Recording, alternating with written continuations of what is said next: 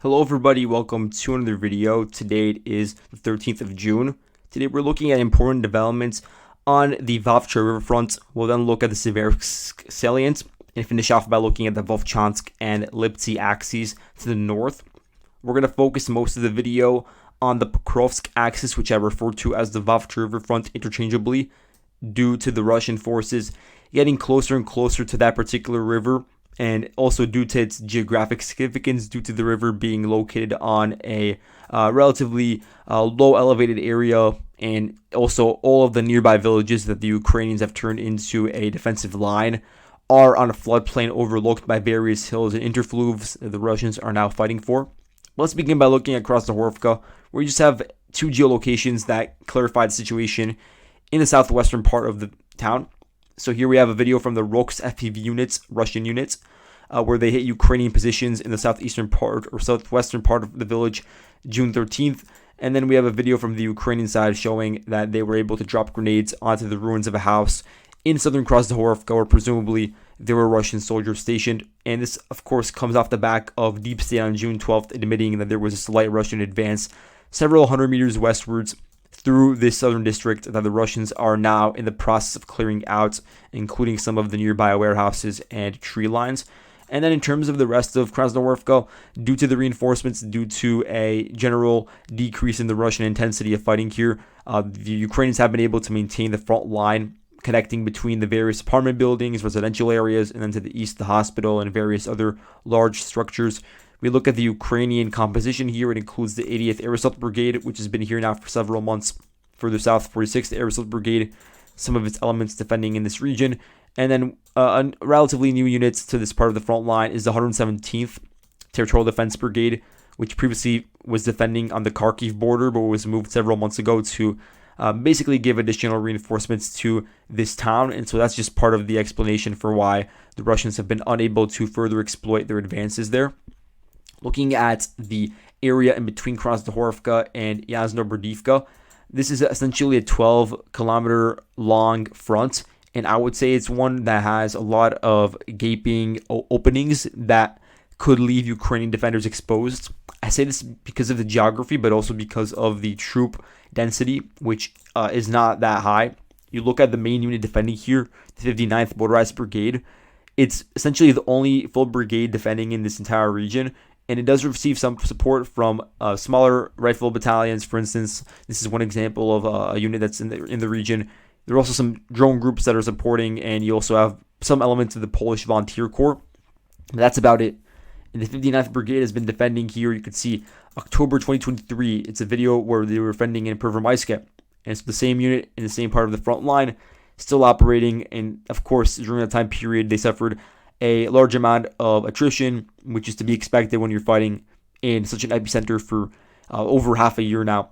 And even before the Russians launched the Avdiivka offensive, this unit was located on the Donetsk city axis. And so, yeah, having just that one attrited unit defending here is not a recipe for success. And that's also because the other supporting unit that was located here, the 56th Motorized Brigade, its elements were split up to defend in other parts of the front line, including on the northern front around Volchansk. And so that just gives you some idea of the effect of the Russians opening up that new front. Now let's look at the Russians actually advancing in this region. They were able to enter into Nevelske. This is based off of two videos. One is from June 13th showing a Russian armored vehicle destroyed southeast of the village. It was destroyed, and likely the entire point was for these vehicles to reach the outskirts and then dismount. But in this case, this particular armored vehicle was destroyed. And then the confirmation that they were actually able to dismount the Russian soldiers and reach the houses was shown to us based on a video from June 12th of two Ukrainian FPVs hitting Russian positions within the basements of Nevelske. So at least the southern portion of the hamlets is under Russian control, while perhaps these trenches and warehouses to the north are under Ukrainian control.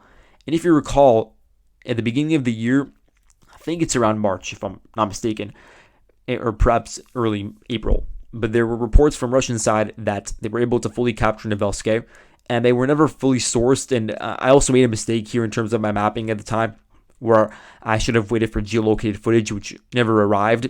But around late April, I would say, or perhaps early May, there was a consensus generally that the Ukrainians were in control of Nevelske. either because they pushed back a Russian force that was in the southern part of the hamlets, or because the Russians were never able to take it over in the first place. But now you see that the Russians are undermining this Ukrainian position here, which I would say is the glue, the fabric of the Ukrainian, entire node in this region, this entire 12-kilometer strip of land from Krasnohorivka to Krasnohorivka.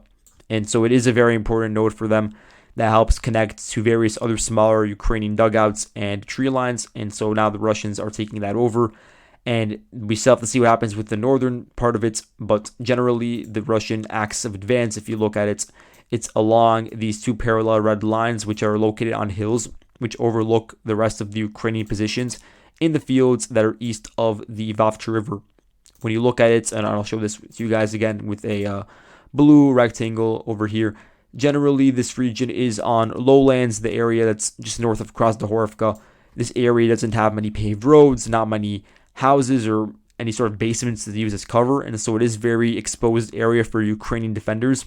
And it's an area that the Russians are overlooking from their positions to the east, whether it be from the Nevelske hills or even further east in an area like Novokalynove or just generally the Donetsk city, which is generally located on several ridges overlooking the westward fields. And so, yeah, just looking at those dynamics, it is very difficult to hold the line over here, and it will only become even more complicated with the fall of Nevelske. Looking further north, we have footage of the situation around Krasnohorivka, where you did have reinforcements from the 56th Motorized Brigade moved in addition to support from the 53rd Mechanized Brigade, which is also trying to hold the line in this small village. Essentially, what's going on is that this village, Krasnohorivka, is only about 2-3 kilometers westwards of the Karlivka Reservoir, and that's the crossing that the Ukrainians are using to withdraw forces from the region.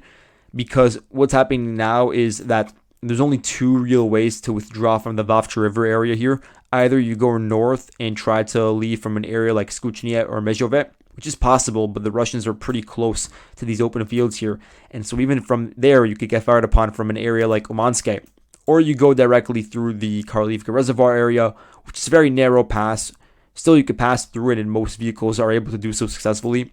But then you have examples where it doesn't go to plan because you do have, of course, a large concentration of Russian artillery operating in Donetsk city that is also firing towards this direction. And then you have, of course, FPV crews that are swarming the battlefield and targeting Ukrainian vehicles in the region. And so here you have a video from June 12th of Russian FPVs hitting a Marder infantry fighting vehicle and MTLB. Some of them are probably being moved towards the front line in order to hold the line and act as a vanguard, while the rest of the Ukrainian units are either trying to dig in or perhaps try to conduct a drawn-out withdrawal, because any sort of rapid withdrawal is not happening here. The Ukrainians want to keep the Russians at bay for as long as possible before withdrawing westwards to the Vavcha River, because they want to ensure that the defenses here along the river are as strong and as cohesive as possible before actually utilizing them. A lot of the fighting is going on even further north, where we do have Russian advances on two vectors. One is over here in the open fields southeast of Novoselivka Perisha. Here we have a video from June 13th of Ukrainian drones dropping grenades onto those fields where there are presumably Russian soldiers operating. And that gives an idea of the Russian attack vector. And let's look at the extent of the Russian advance from where they were previously located. It's over 1.5 kilometers westwards. So a lot of this gray zone area that the Ukrainians were trying to use to their advantage, just to try to provide a buffer before the Russians reach the populated villages that they're still in control of. A lot of those areas, the Ukrainians cannot hold on to them anymore simply because they're exposed positions. They don't have the manpower at that line of contact region to hold on to the front line under a large amount of Russian pressure.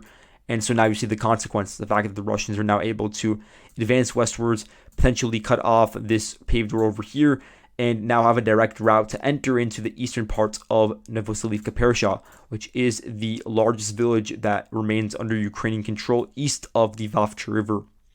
And if we look even further north at Novopokrovsk, the Russians were able to get full control over said village. They were able to do this from two axes. We know for a while now, for the past 2 weeks, that the Russians have been operating on the village's eastern outskirts. And again, let me reiterate, it's because of advances that occurred utilizing MTLBs and armored vehicles east or west of Berdichi and along these open fields. The Russians were able to secure these fields in fierce clashes with the 47th Mechanized Brigade and perhaps with the 25th Airborne Brigade in the region. And there are a few other units we'll talk about. And so there were some vehicle engagements in the region, but generally the Russians were able to establish their control of the outskirts and then dismount forces, a lot of them coming in from Solovyove, which turned into a hub for Russian assault groupings. They advanced along these two parallel tree lines and then were able to make their way into the residential areas. And we got this video here from June 13th of Russian soldiers hoisting the flag in the village, which gave us the confirmation of its capture. The capture itself, it's located on a floodplain which extends into Novokalynove Perisha, and so the Russians do have the advantage here because they control a large chunk of the hills that are overlooking the village that the Ukrainians are still defending at the moment, and that also includes some hills that are located directly east of Novokalynove, and so a lot of them are now going to be used to the Russians' advantage on the localized level. When looking at some of the other Ukrainian defenders in the region, I'd say the main ones that pop out are 61st Mechanized Brigade and the 68th Jaeger Brigade. And so generally you have perhaps 4 Ukrainian brigades defending here, I guess plus this one over here, 53rd Mechanized. So you have around 5 brigades that are generally defending in this region between Krasnohorivka and then looking further north into the Sokil region. And so it is a large concentration, and that's a big part of why they were able to stabilize the front line, not once but twice, first around the Durna River, but then they lost that position, and now around the tributaries of the Vavch River. Although now, after a month of general stalemate, we're seeing the consequences of the Russians being able to poke holes in areas where they have control of hills and exploit them. And now let's go on to Sokil, where we do see some of the fiercest combats.